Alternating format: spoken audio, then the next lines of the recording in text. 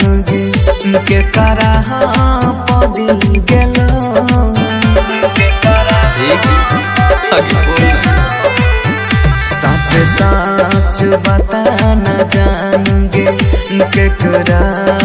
पदिल गेलो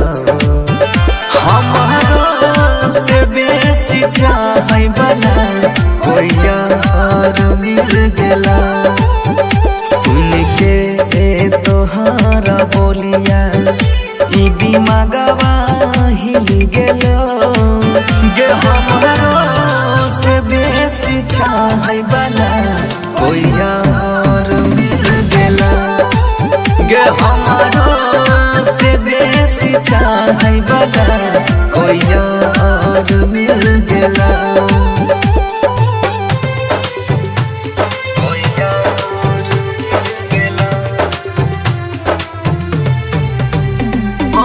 Music by Vikas Raj.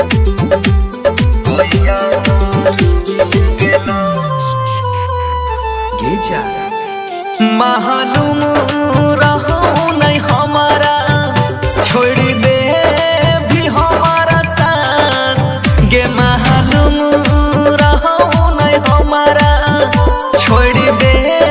भी हमारा साथ मिलते दोसर पराया के पकाइर ले भी है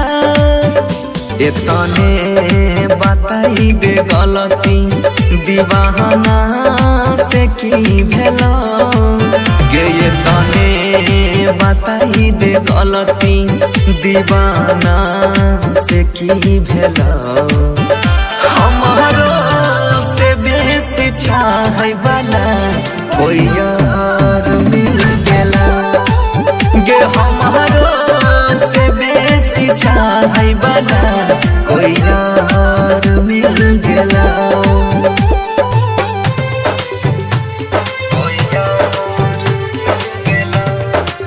Mix by Dharamji.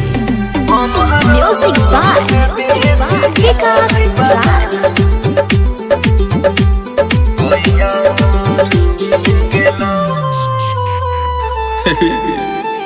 सपना के हमारा बगिया हो ही गे सुनसान गे सपना के हमारा बगिया हो ही गे